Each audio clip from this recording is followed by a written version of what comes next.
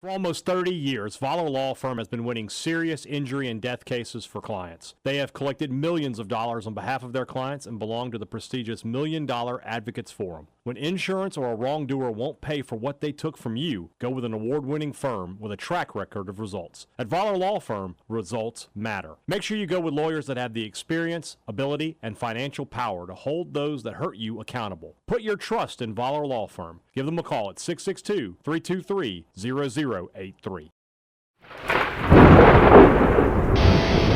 You're listening to Thunder and Lightning on SuperTalk Mississippi, covering Mississippi State sports like nobody else. With Sports Talk Mississippi's Brian Hadad and Robbie Faulk of On3 Sports.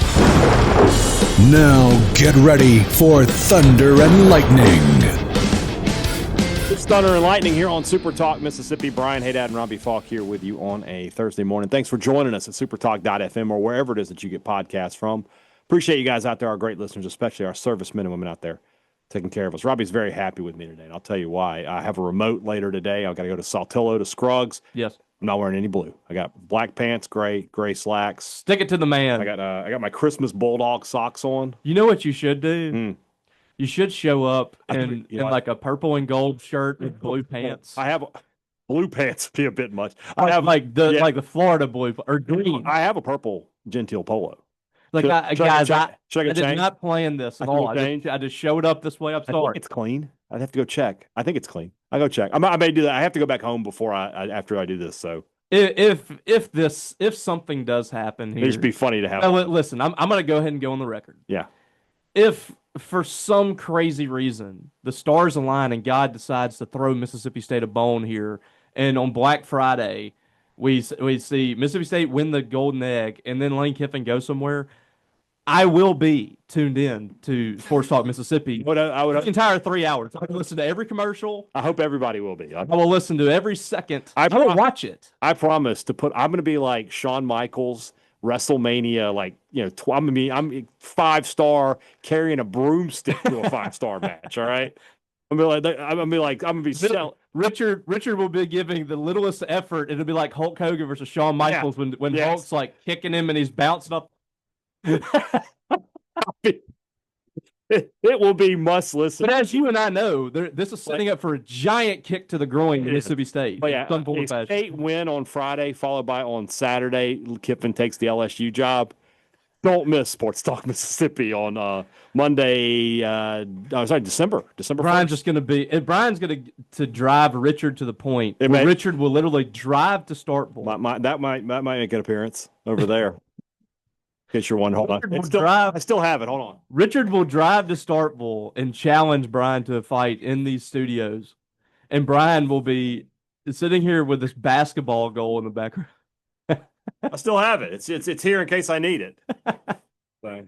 There's an opportunity arising, which I don't know. I don't know if anything will come from it. Yeah, that will definitely be one where I'll be like, if you want it so bad, Cross, hell in a song.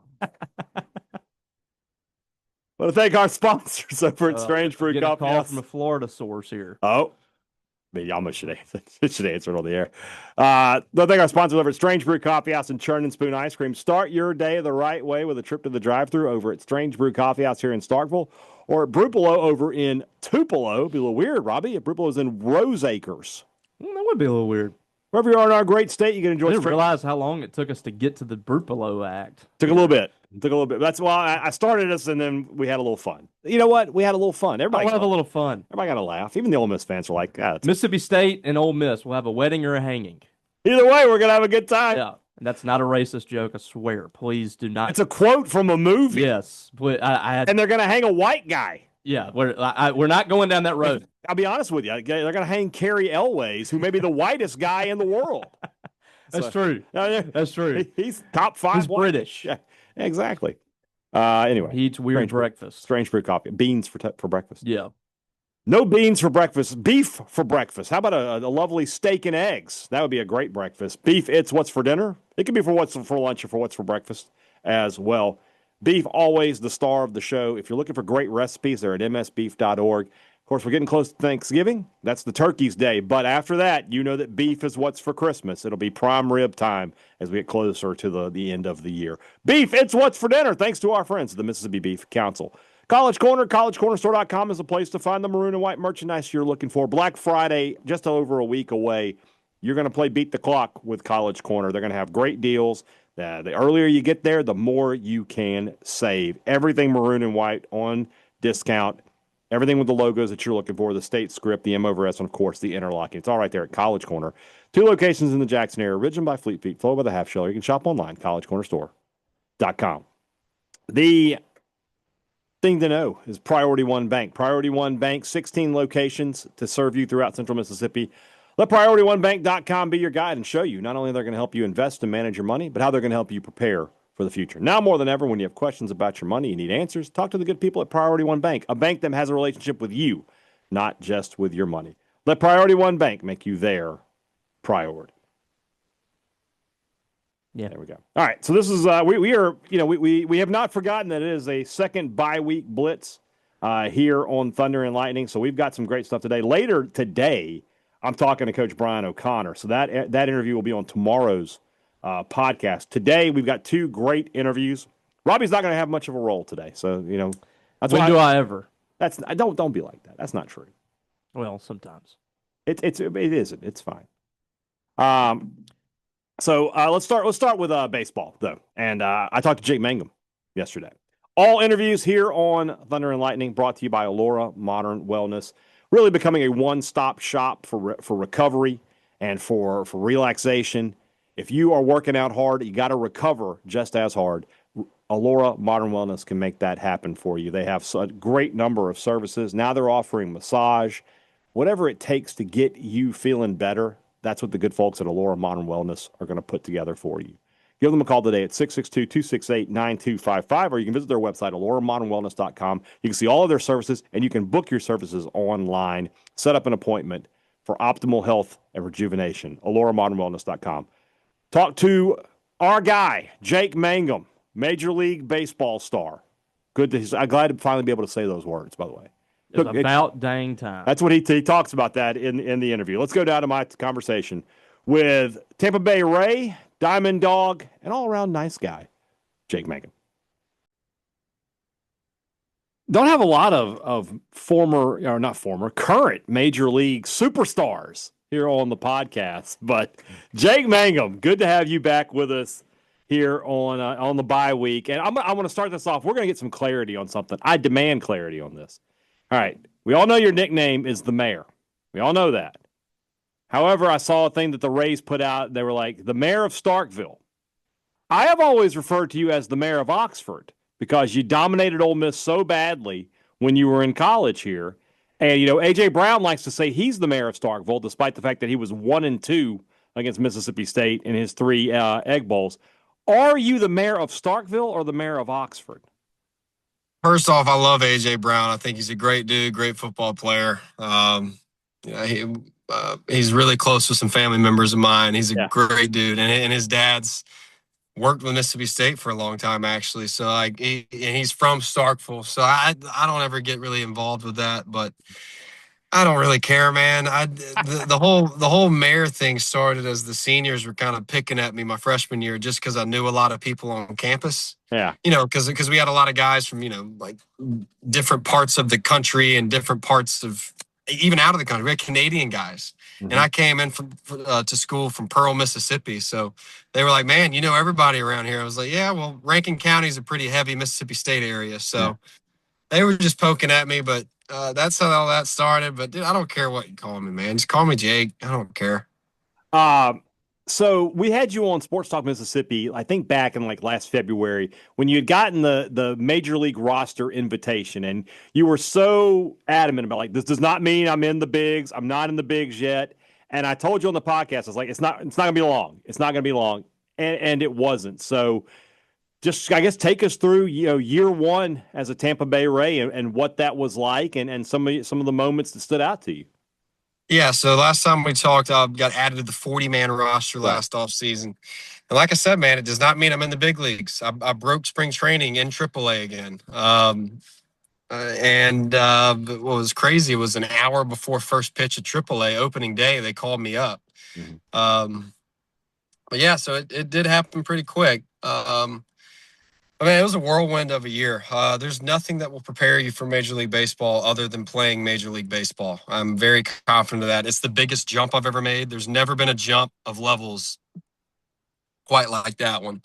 At every level along the way, you could always rely on some pitching that, like, hey, this guy's not great. We can go get him today. But, man, up there, it is every single dude that toes that rubber is gross. And, kind of learning throughout the year, a lot of learning curves this year. I'm happy with how my rookie year went, but I know I can do a lot better. And I'm just working my tail off to try to implement that. When you go around the different sites and you see the different teams, a lot of Bulldogs, a lot of other Diamond Dogs out there in the majors right now. Was there kind of that moment of like when you see Rooker or some of those guys was like, he's finally up here. We're glad to see you. Yeah, a couple guys said took you long enough, and I was like, yeah, well, that's kind of out of my control sometimes. But it was special, man. It seemed like every team we played, there was some Mississippi State guy on the other dugout. And I've been telling this story. One of the coolest things for me was no matter where we went in the country, no matter where we traveled this year, there was always maroon in the stadium. Somewhere could always spot it out because maroon kind of sticks out with most of the colors we play against. I'm saying Los Angeles Angels. There was a family out there. Seattle. I mean, you name it, man. Wherever we went, there was a Mississippi State fan. I'd say the only stadium I didn't see a Mississippi State fan in that I can recall would be Toronto. Only one.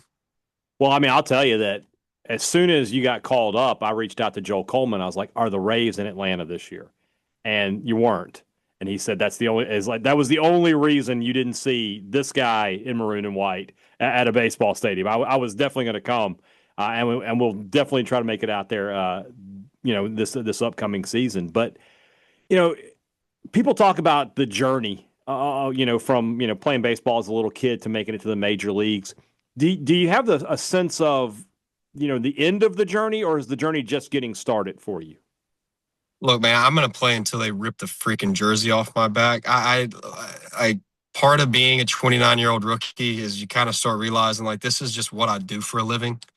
This is just what I want to do for a living. I don't know what else I'd do. I'm going to be 30 years old at camp. I feel young. I feel really better than I ever have. I mean, as far as like where I'm at in my career, I hope to play 10 more years. I would love to play until I'm 40, man. That would be awesome. And I'm going to do everything in my power to make sure that my body holds up until then. And so yeah, I feel like I'm just getting started.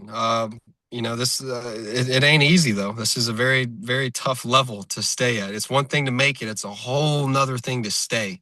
I was fortunate enough to stay the full season. I missed day one, so I got a full year of service time. But now we're going to work on getting 2 full years of service time. We're just going to look at it just brick by brick. And we're going to take each year for what it's worth, and we're going to keep working as hard as we can. And all those cliche answers you hear, I'm still going to give them. Because there really is something to that. And most of my interviews this year, I started realizing I was super cliche. Yes. But what I realized is that it's there for a reason. And like, it's just, what's the best advice to kids out there? I'm a 29-year-old rookie. Guess what? Showing up, working hard, believing in yourself. That's like, it really is like that. Like, what's the secret recipe?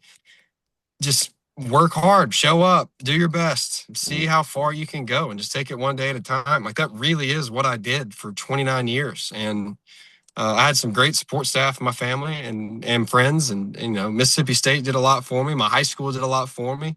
I had minor league coaches that did a lot for me, and 3 different organizations now that helped me along the way. Like, you just kind of take it one day at a time, like day by day, all that cliche stuff. That really is like what I would say the secret is. Like, and some people get upset with that. Like, oh, dude, there's got to be something. Like, do you coil your hip or stay back a little bit longer, look fastball, look off speed? I'm like, Sure, those things help, but like just work hard and show up and just see how far you can go. So you told me you were doing some work earlier today. So what does that work consist of? What is a Major League Baseball player doing when he's away from the team and away from camp to work on his game? Well, it's kind of a tale of two stories a little bit.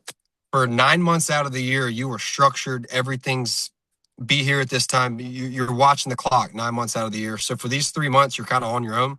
Mm-hmm. I communicate with the Rays strength and conditioning staff. I communicate with the Rays hitting department to just try to get better.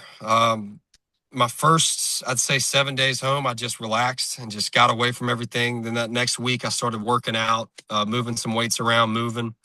And then you just kind of keep progressing into more and more training.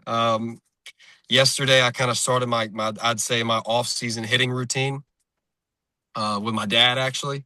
And then today, I'm not hitting. I'm just going to be training, moved around in the gym a little bit. I'm going to go back in there when we're done with this call and finish up my workout.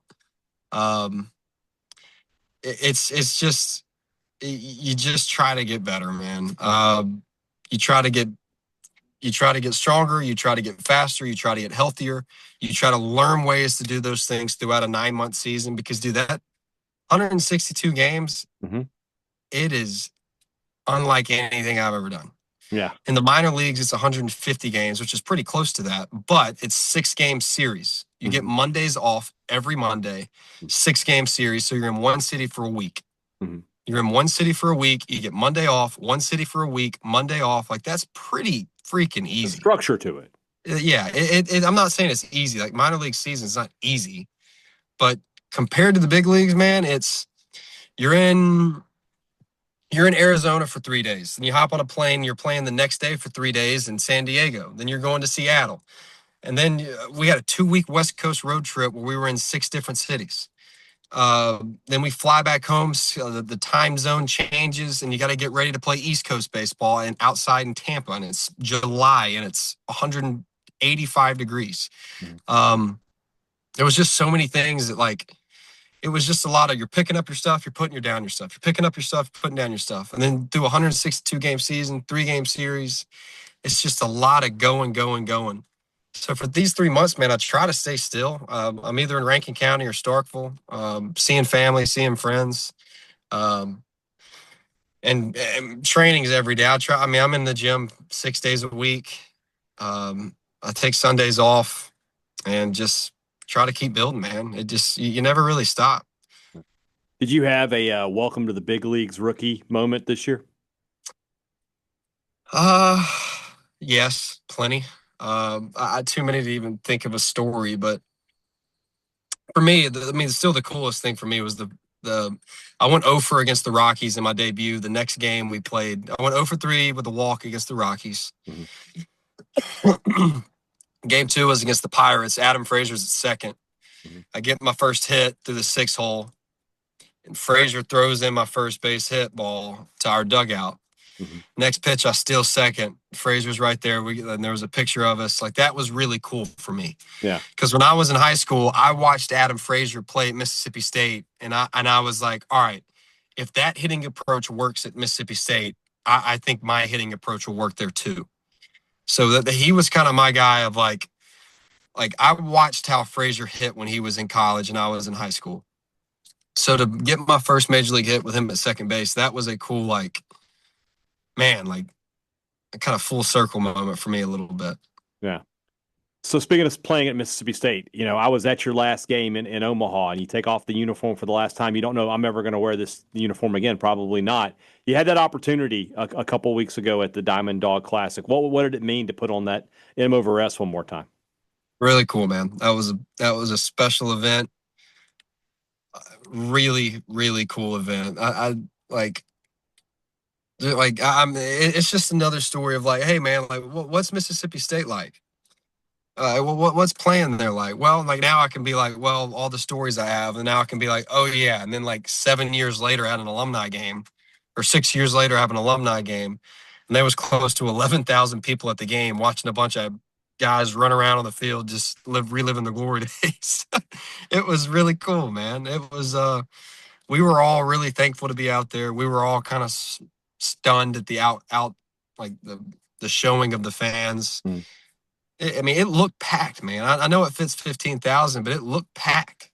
Yeah, when you get into the 10,000 plus in that stadium, it just looks that way. Yeah. You can tell when it's like 15,000. You can see just from looking out in the outfield and stuff. But yeah, that's how that stadium kind of works. For me, I wanted to ask you this. Think about coaching changes, and some guys, they play for one guy their whole career, and they have such loyalty to that coach. You played for 4 different head coaches. Do you have the kind of loyalty to a single coach that somebody like Tanner Allen, who basically Chris Lemonis was there with him from day one? Does that, you have that same kind of that's my guy mentality? No. Yeah. To be honest, no. Because when I look at our 4 seasons, what sticks out to me is the consistency through the change. Mm-hmm. Like, man, 4 super regionals, that ain't easy. Mm-hmm. 2 Omaha trips, that ain't easy. Mm-hmm. Winning an SEC championship, really, really freaking hard. Yeah. I have a lot of gratitude for all 4 coaches because I learned different things from Cohen, Canizero, Henderson, and Lemonis. Mm-hmm. All 4 of them taught me different styles that work as coaches and taught me different ways to communicate with players differently. Mm-hmm. John Cohen is a hell of a lot different than Gary Henderson. Yeah. Andy Canizero is a lot different than Chris Lemonis. Mm-hmm. And you can say that about each one. So, like, what was at the time, I was kind of frustrated with it. Like, man, can we get some stability? Yeah. But what I realized is that we had a lot of stability in the locker room. We had a group of guys that no matter what, like, hey, we're going to go out there and bust their tail and we're going to go try to win a ball game. And no matter what was going on in our lives or off the field, like when we showed up to the yard, like it was business, all business. And I got a lot of gratitude for all 4 of them, man. Like there's things Canizero taught me about pro ball that like I wouldn't have known without him. Yeah. There's things about practice that I wouldn't have known about without John Cohen. And one thing I'll say about Henderson is like the mentality of things. Like he did a great job of like steadying a ship that was about to turn over. Mm-hmm. Like it would have been really easy for 2018 under Henderson to go very, very south, mm-hmm. very, very fast. You just did a podcast about that season. Yeah, man, like that. If we would have won a national championship that year and we finished 3rd, but if we would have finished that thing out, like that would have been the most remarkable college baseball season in the history of the game. Yeah, what if I'll die on that hill. Mm-hmm. We came a little short, but like there's still a lot to be proud of that year because that kind of started that like, hey, we belong in Omaha no matter what's going on. So, and then 2019, I thought we were one of the best teams in the country, and it was just we're coming. Yeah. We fell short again, but man, I got a lot of gratitude to all 4 coaches, man. I can't pick a favorite. I can't pick one that was the most meaningful to me. John Cohen recruited me in high school, so I'd say like I owe him a lot because without that I wouldn't have even showed up there. So and that's all I can really say on the 4 guys. So let's talk about the guy that's in charge of Mississippi State right now. What are your thoughts on Brian O'Connor? All business, man. I'm pretty blown away at the way he operates. I'm blown away at his commitment to showing the current team what it means to put on that uniform. Something that scared me whenever this whole era of college sports changed during COVID. A lot of things changed during COVID. But what I was worried about is that what does it mean now to put on a uniform at the school you represent? Mm-hmm. And O'Connor just seems completely bought into making sure these kids understand that like it means something to put this uniform on, even whenever you don't want to be here or you're having a bad day. Mm-hmm. He's bringing back guys to speak that like a lot of guys that like can tell them like, hey, I played here 40 years ago and this place still means the world to me. So for those kids to hear that, like they understand like, hey, we're in that moment right now. Enjoy it, work hard, do our best, all that good stuff. And not to mention, dude, his recruiting, he's dominating it, man. Like he absolutely putting on a clinic recruiting. And recruiting's a dang big deal, man. Like, and I'm fired up about it. Like I am stoked about him. I think he's just a purebred winner that just knows how to win, man. His track record proves it. His mannerisms prove it. The way he communicates proves it. And just I'm blown away. I think it's a 10 of 10 hire. I think he's going to absolutely be a rock star for Mississippi State. You know, you famously at the podium after your final game said that Chris Lemonis was the guy who was going to win a national championship at Mississippi State. Would you make the similar prediction now for Brian O'Connor? Will he bring another national championship to this university? Yeah, I hate throwing that around now. I was emotional that press conference for sure, but I meant it. Did I think it was going to be the next season that was possible to win one? No. Or yes, but like not like I wouldn't have been like 2021 or the next season you're going to win it. Yeah. I want our like fan base to understand that like making a super regional is a difficult thing. I feel like we had a 6-year span where we were just going to the supers and it was just like, this is just what we do. Yes, it is what we do as a program, but like it is very difficult to come out of a regional, especially if you're the road team in the regional. So like to just say that like we're going to win all these national championships, that's a very tough thing to say. But do I think Brian O'Connor wins a national championship? Yes. I think he will bring another national championship to Mississippi State baseball. I don't know when. I'm not going to try to predict that, but I also want to like really emphasize that going to Omaha is a special occasion. It's not this thing that you just roll out every year. And yes, we should expect to be there. That should be our standard, 100,000%. But let's also be very grateful and like understand this. It's a very difficult thing to do. Yeah. Jake, always a pleasure to talk to you, man. Glad to have you back on the podcast and glad to have you back in Starkville when you can get here. And good to see you, man. Good luck again in 2026. Opening day will be here before we know it. Thank you, man. Thanks for having me on. It's always good talking. If you ever need me, let me know, man. Hell State, man. And raise up. Need to get Rooker next. Like I've had Rooker on the radio. I don't know if we've had him on the pod. Need to get Rooker. I don't know if we have either. And we might have one time. Really need to get Woodruff on too. He just signed a new deal. That'd be great. I don't know if he signed a new deal. He just took arbitration or whatever. But I just saw that earlier this week. When he's healthy, is Woodruff? When he's healthy, is one of the best pitchers in baseball. Yeah, no question. Which, we all kind of saw a little bit whenever he was here. All those flashes and just never. But man, when he got up to about Double-A, you could really see it coming along there. And Jake's been that way forever. I mean, Jake's been solid the whole way. Like he should have been in the majors 2 years ago. But we got a chance to talk to him pre-interview. I was not included in this interview. I just want to make that clear. I was sitting across the table from Hadad. Was not allowed to participate. So that's how it goes sometimes. But we did get a chance. I did get a chance to talk to Jake pre-interview. Yeah. And he gave us thoughts on Lane Kiffin. He gave us thoughts on some of that stuff. On the same page of that. It's work. Jake believes it's a work. I do not. Finger poke of doom. I don't think that it's a work. I don't think it's a work in terms of like Ole Miss is. You don't think Ole Miss? I think Lane Kiffin is the work that's doing the work. Yeah, I think there's a possibility that he stays at Ole Miss. Yeah, I agree. But at this point, it's kind of getting to the point where there's about to be a fractured relationship. Toxicity. Yes. I think we are getting to the point where it's like it's going to get so bad. Yeah. They might actually say tomorrow can't do this. We'll have the O'Connor interview, but let's give a little focus to our friends in Oxford tomorrow. You and I. Let's talk about that. And who knows? By this time tomorrow, there could be resolution on one way or the other. Who knows? We'll see. Every day is a new day, and it's a new day. Yes, it is.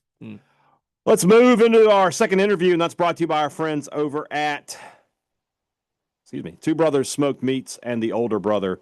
Two great places to grab lunch or dinner here in the city of Starkville, right next door to each other in the Cotton District. Smoked Southern soul food at the one, fancy sandwiches at the other.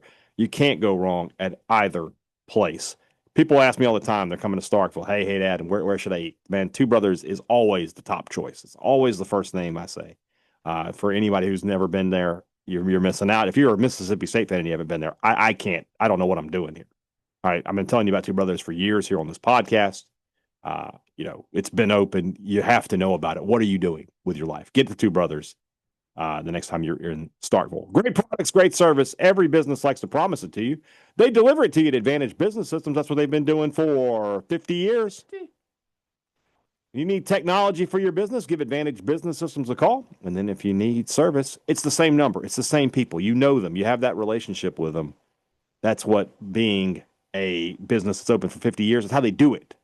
That's how they keep the doors open. They deliver service after the sale. Anybody will sell you a copier. Who's there when that thing goes up? You got to have somebody there to help you. That's Advantage Business Systems.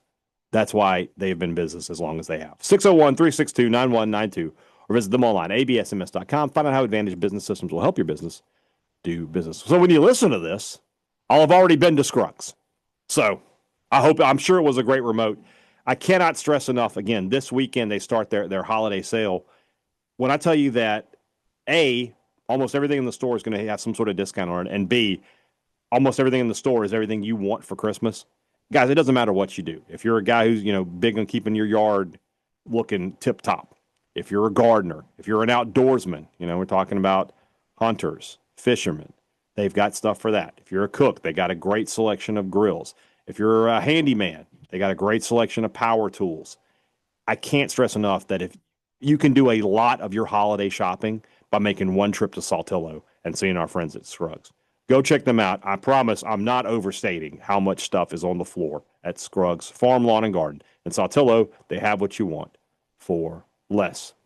I skipped Maroon & Co. there. Maroon & Co. is the place to skip Maroon & Co. Yeah, I'll just do them out of order. It'll be all right. Maroon & Co., that's the place to go. And, of course, Black Friday game here in Starkville, which means Black Friday, if you can get up early, get a little early shopping done, there's going to be great specials at Maroon & Co. Everything maroon and white. There is no place in Starkville that has a bigger or better selection of Mississippi State gear than the guys over at Maroon & Co. Use our promo code Thunder15.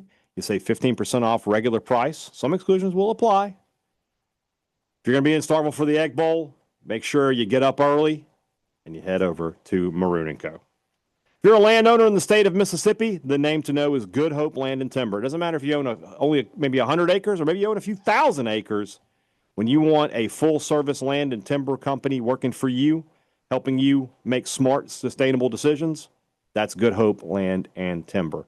Their force is fully trained under the Sustainable Forestry Initiative. You can trust your land is in good hands with Good Hope Land and Timber. Whatever you're planning or if you're trying to buy or sell land, Good Hope Land and Timber are the folks to call. Good Hope Land and Timber, locally trusted, landowner approved. All right, we're going to stay on the diamond, but we're going over to softball. Coach Samantha Ricketts has built a very solid program. Year in, year out, they are contending for the NCAA Tournament. Last year, I thought they were on the verge of finally breaking through and hosting a regional. And this year, she's brought in some interesting transfers. She's got what appears to be on paper to be a very deep pitching staff. So let's find out a little bit more about the softball Dogs with Coach Samantha Ricketts. Again, all interviews here on Thunder and Lightning, brought to you by Allura Modern Wellness. We are back with the second edition of the bye-week Blitz. We had basketball the first time around back in October. Let's do some baseball. Let's do some softball. Let's go to the Diamond and Coach Samantha Ricketts, Mississippi State softball. Coach, I'm going to ask you a question to start here. I have never asked any other coach at Mississippi State, and I don't know why I've never asked, but I thought of it, and I was like, I'll start with her. What kind of boss is Zach Selman? Ooh. I really enjoyed Zach Selman. I think he's very relational and for the people. Obviously, I've known him a lot longer, I think, than most. Him and I actually went to grad school together at OU way back in the day. And so I've just really enjoyed, since he's been here, how he's been really intentional getting to know not just the coaches and staff, but the players and their names and their families. And when he comes around the softball games, he brings his family. They're at all the events, and it truly feels like he cares, and he's just so invested in each and every program and what they do day in and day out, which is something that I think is rare. So that's something I've really enjoyed about him, and he's invested in just really always asking what he can do to help. And I've appreciated what he's brought in to the athletic department. I think just a lot of systems and processes and organizational flows for a lot of different things that have been really beneficial for us. But I think overall, the number one thing I've enjoyed the most is just the relationships and how much he cares about everybody around him that he's working with. And being at OU all that time, he has to have an appreciation for softball that maybe some other athletic directors would not. Absolutely. Yeah. He's been a big fan. He was there when my sister was there as well after, and she won a national championship with OU. Obviously knew their staff well. And really, it was one of his first questions to me when he got here was, why aren't we selling tickets for softball? He's like, I don't understand. I'm like, thank you. I've been trying to do that. So I've appreciated that investment has been a huge piece for us as well. So one of my least favorite things, because I like to talk about games and athletes and coaches. I don't like to talk about the business of sports as much, but the landscape of college athletics. I'm kind of sick of that phrase, but it is what it is. Where is softball right now in the landscape of college athletics? I think it's really myself. Yeah, it really is just such an interesting time. Like for myself, even through my head coaching journey these last couple years now, no year has been the same. My first year as head coach was COVID, and then we went through all the changes after that with the transfer portal into NIL and now rev share. So I think, just trying to adapt and kind of learning where we're at each and every year. And softball is such a rapidly growing sport. The investment that we've seen, particularly from the viewership numbers and what we've seen with our Women's College World Series and the TV numbers that we've pulled in each and every year, we know as a sport that it's really a prime time for us to continue to help elevate the game. And there's just so many eyes on us, and that we have the potential to potentially bring in revenue as a female sport. And there are some programs that are able to do that. Selling tickets is a huge part of it.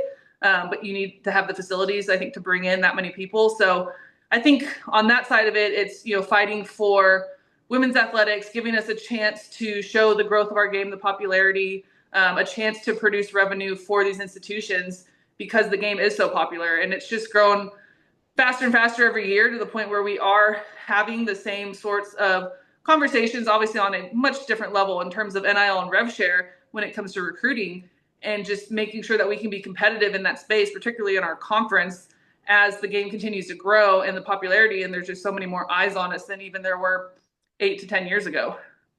So let's talk about your team in particular here. And, I look at the stats from last year. You bring back a pretty good chunk of production there in the lineup. You've got some veterans, Nadia, Morgan, Kiara. How big a step can they take forward for you this year? Can they be your top 3 hitters? Can they be the players who take this team not only into the NCAA tournament, but maybe hosting that regional here in Starkville? Yeah, I really like our group right now. I think particularly those 3 you mentioned, that senior class, they've been with us for 4 years, which nowadays is rare in the era of college athletics that we're in, and particularly Morgan and Kiara, because they did not play their first 2 seasons. And I think most players would have left. They would have transferred for more opportunities, but they are just so invested in Mississippi State and this program. They worked so hard and they earned the opportunity, and both were full-time starters for us last year and had great seasons. And I'm excited to see what they do with the second year. I think they've learned a lot, had a lot of experience, some big moments for all 3 of them, where Nadia has pretty much been in the lineup since her freshman year, and she still continues to improve. And I think that's something that we're really proud of in our program, is how our players develop and continue to get better over the course of their careers. And I think Nadia's last year could be her best. I think she could have the potential to do what a Madison Kennedy did in her senior year and put up All-American type numbers for us. She's going to need to be protected. So I think those other 2 will play a big part. And then really some of my sophomores, ones that were new for us last year, but again, they put in the work. They're really talented. I think Paige Ernstis is one I expect to step up a lot offensively. She was our big pinch hitter. She hit over 330 off the bench as a pinch hitter and walked off number 1 Texas. Just had some huge moments, and she's, I think, ready for more of a full-time role, and excited to get her in there with some of these others. And that's what's fun about, to me, the recruiting process and the development, is players that stick around and continue to get better. And I think it really helps the culture and everything that we're doing day in and day out. As a coach, are you sometimes surprised when we talk to a player who maybe hasn't had those opportunities yet, and they tell you, no, I'm staying? Yeah, it is interesting, because nowadays, you hear there's so many people in their ear, from their parents to their friends, their teammates at other schools, travel ball coaches. And so there's always rumors flying around. But for us, all we can control is what happens in our own building every day and just building those relationships and trying to be as open and honest in that communication day in and day out. So it's not just end of the year conversation. So I think with those two, I knew where they were at and just, knew that they saw the vision and the future, what we were working to as well. But there's always, I think, a little bit of a doubt just because at one point somebody gets in their ear and I think things can change. And we see that too on the flip side. And that's just kind of the era we're in. That's why we bring in bigger freshman classes, just anticipating that not all of them will stay over the course of their career, which is unfortunate because we like all of our freshman groups we bring in. Is Delaney Everett ready to be your ace? She really has the mindset for it. Is she going to be healthy? Mm-hmm. That's really been what's kind of held her back the last 2 years. She's been through a lot this past season. Her father passed away the first week of season. She had an injury that really limited her pitch count. She's another one, all the way out here from California, but she says, Starkville reminds her so much of her hometown, of her dad, and she's just such a great kid, and I just really want her senior year to be her best. We may use her in a different role, we've yet to really get an answer on how to get her back to fully healthy, but if she can come in and be a shutdown closer and throw 50, 60 pitches for us, then she'll do that every day, and she's willing to do whatever it takes. So I think right now that's kind of the role we're looking for. It's still a huge role, but she's got the mentality to go out there and do it. And I'm hoping that that's something that we can do, really just put her in a position to be successful. Looking at the transfer portal and some of the pitchers that you brought in, I feel bad for our friend Brian Ogden having to write out all the accolades that Paige Gould has accumulated in her college career. She has a pretty decorated resume. You went out in the transfer portal. You got a couple of highly decorated pitchers to come in. How deep is your staff this year? How good do you feel about your pitching? Yeah, I would say it's the deepest it's ever been since I've been here. And that was really the goal this summer. We approached the end of last season. Obviously, Raylan Chafin did a phenomenal job for us in her 1 year as our ace. But knowing that, hey, we needed somebody else to be able to step up, particularly if Delaney wasn't going to be fully healthy. And we needed more than one. So we kind of evaluated where we were at compared to where we want to be, which is in the hosting conversation. And the biggest discrepancy we saw in terms of numbers was the pitching staff. So that was the goal this summer. Went out and got 3 different arms. They're all different years. We got a sophomore, junior, senior transfer, which I think can really help the longevity of that. But definitely a staff, all different looks. Peja obviously being kind of the frontliner one. She was a huge get for us this summer, and she's really lived up to the expectations this fall. Not only what she does on the mound and on the field, but she's just been a phenomenal leader, which is tough to do as a pitcher. You're not out there every day with the group, but I love her competitiveness, her spirit, and she throws just some of the nastiest pitches that I've seen in a long time, and I can't wait to see her throw them against some SEC hitters. Do you have a true freshman that you think can be a contributor for you this year? Yeah, I've got a couple I could see mixing in. In the circle, I think Brinkley Morton is kind of a big part of our future, so it's nice we can kind of protect her with the other staff with more experience. But she's definitely going to get some innings. We want to get her some experience to start off her career. And I would say Kinley Keller in the outfield, one of our probably top 2 defensive outfielders right now. She's got a huge arm, been really impressive with what she's done in the outfield right now, just trying to get her caught up on the offensive side. And then I would say Gabby Schaefer up the middle. She's another one I could see by the end of the year moving into more of a full-time role. She is just one of the most natural, smoothest, athletic infielders that I've seen. She's got great hands, big arm. And I'm excited for both her and Kenley as they kind of continue to progress offensively to see how much we can get them in the lineup there to help us out. So looking at it right now, your schedule is not complete. You've got the SEC schedule up at least on OhioState.com. It may be complete, and you just if you want to break some news, you feel free to do it. You go right after it here. Looking at last year, you had 2 top 25 wins the first weekend of the season. You really dove into the deep end of the pool and were successful there. Is that just the philosophy that you like to have? You want to be battle tested? Because Lord knows the SEC is going to battle test you, but do you like to be ready to go before that first weekend of conference play? Definitely. I think it's important that we see some quality competition before SEC play because, it's a gauntlet from the first weekend till the last. It doesn't matter who you're playing in this conference. Anybody can beat you.